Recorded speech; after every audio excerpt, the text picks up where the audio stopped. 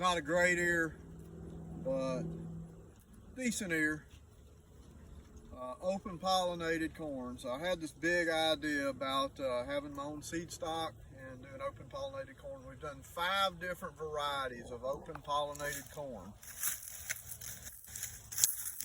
Nobody told me this, and I'm gonna share this. It just doesn't work out very well. We've got lodging and it makes a mess, and it's hard to get in here and pick this stuff up off the ground.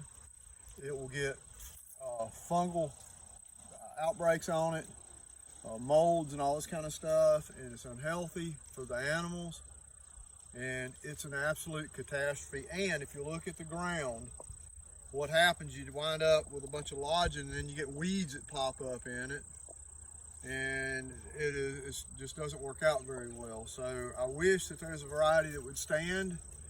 I wish there's uniformity in the ears, but it's not. And you can look at it and say, well, it is what it is.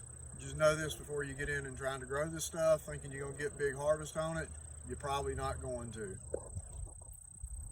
Okay, I'm standing in the field that we did with a non-treated, non-GMO corn. So we raise our grains doing organic practices. We're not certified organic, but we don't use a lot of chemical agriculture. So for folks that's doing that, you got your reasons for doing it, and I got mine for not doing it. We'll concede in a minute with corn. It's hard to keep up with corn with the conventional practices, fertilization.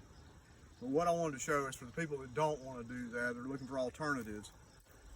This corn, this hybrid corn, compared to the shot that I will either give you or have given you of the open pollinated corn, this corn is more uniform, so it runs through the harvester better. You got consistent ear size, you got consistent grain size. All these things need to be thought about whenever you're making selections on what you want to do. So we have this, it comes to a canopy, it's pretty uniform. If you look around out here, it's not totally weed free, so you can see that I'm really not using chemicals, but the weed pressure out here is really nominal. And this was 106-day corn, 106, 107-day corn, and the yield is drastically different than the open pollinated corn.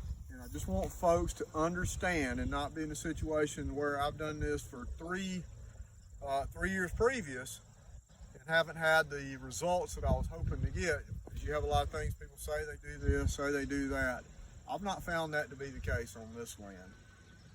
We have had better success with hybrids, and the open pollinators are really, I'm probably done using them. I'll never say never, but I'm probably done doing this because I ran the combine through this and I don't think I had 3 stalks that had fallen over in the whole patch.